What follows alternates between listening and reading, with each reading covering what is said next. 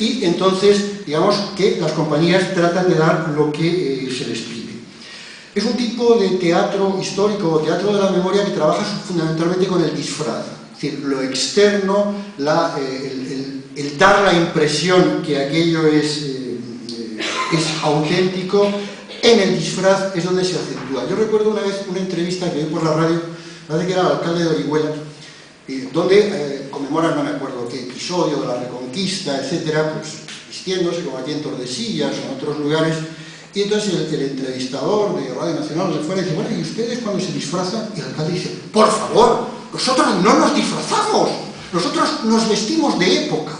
Y dice, bien. Entonces, junto a ese afán por el realismo en lo externo, en ese vestirse de época, hay otro rasgo que aparece, que es una cierta ironía, un cierto humor. Pero esa ironía, ese cierto humor, yo creo que es síntoma de lo contrario de lo que puede parecer. Es síntoma de que realmente no se cree que el pasado esté ahí. A diferencia de lo que ocurre en lo imaginario, que se tiene la idea de que el pasado está presente, está siempre presente donde ha ocurrido, aquí no. Y por eso esa distancia humorística. Y además es la forma, yo diría, más pobre de tratar el espacio, porque el espacio está dado. Es decir, aquí es donde vivía Berruguete, o aquí es donde estuvo la reina tal.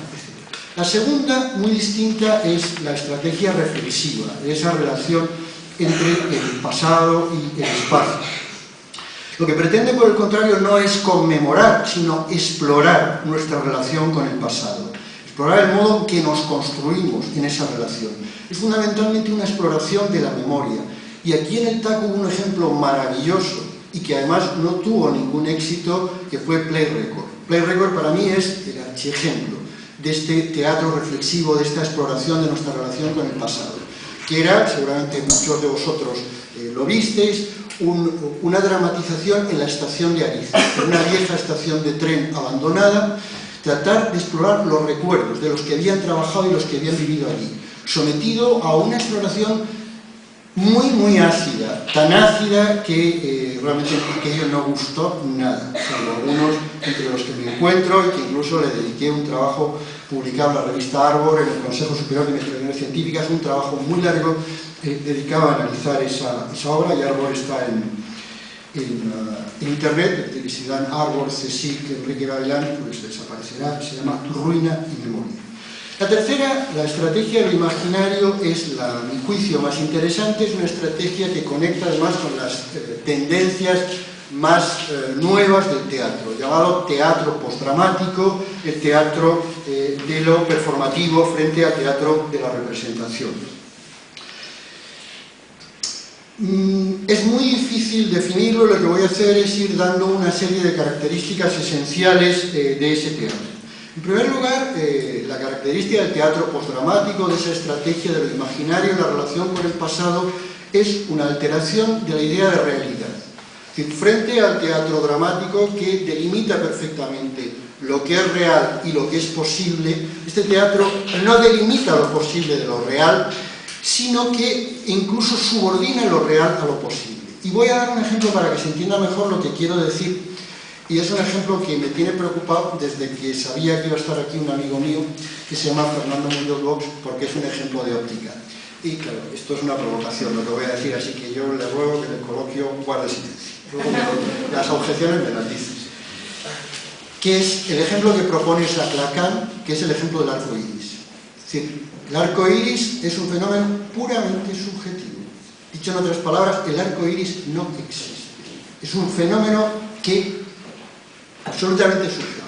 Y sin embargo, y esto es lo interesante, es a la vez un fenómeno completamente intersubjetivo. Es decir, todos podemos ver a la vez un arco iris.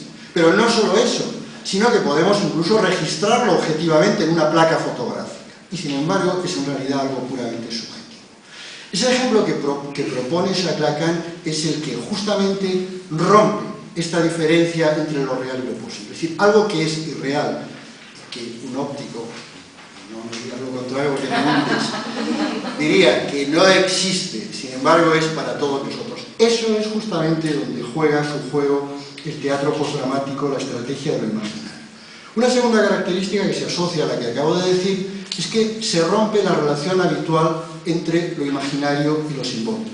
Aquí me meto en un lío porque son dos conceptos endemoniados de Lacan, que no me voy a meter en ese lío, sino dicho de una manera muy sencilla.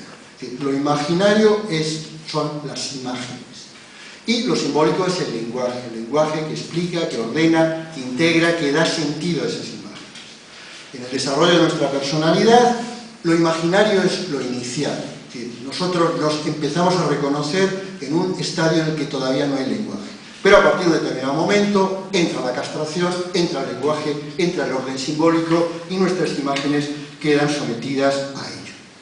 El teatro puede perturbar y perturba esa relación entre lo imaginario y lo simbólico.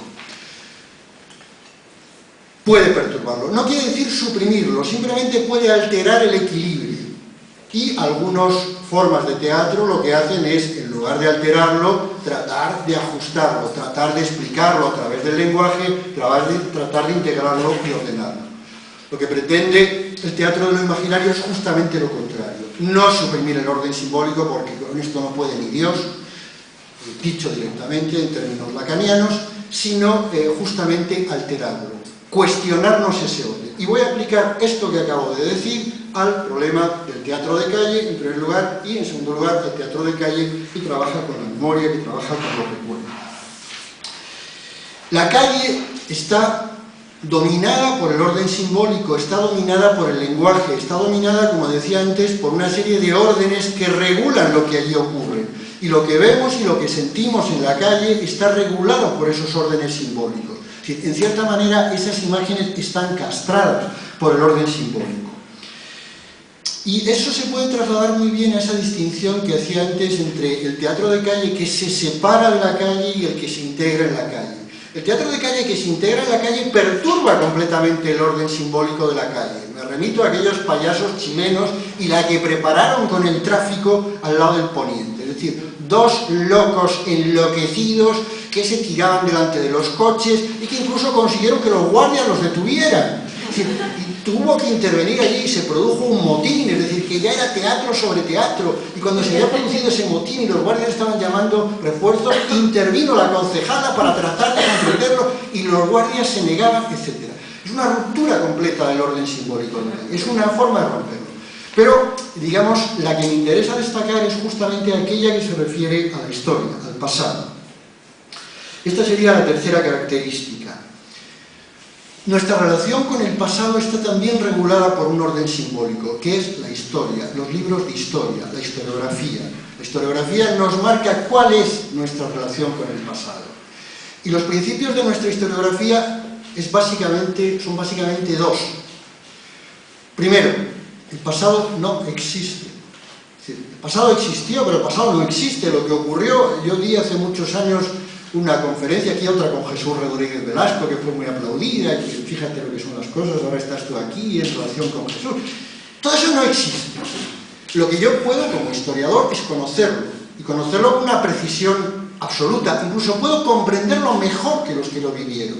Incluso yo puedo comprenderme mejor al que yo era entonces, y las cosas, y las bobadas que yo podía decir entonces. Me parece a mí ahora.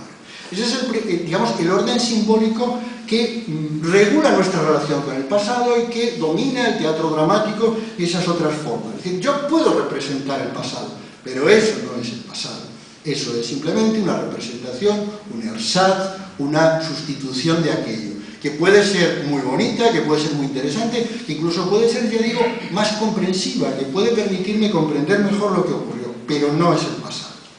Pues bien, este teatro postdramático lo que plantea es lo contrario, que el pasado no ha pasado, que el pasado nunca deja de pasar, que el pasado está presente, de alguna forma, a partir de esa ruptura entre la delimitación clara entre la realidad y lo posible. Es esa cita de Faulkner, que yo nunca he encontrado en Faulkner, aunque incluso me he mirado el libro El Requiem por una mujer, en el que, donde se expone, y yo nunca lo he encontrado.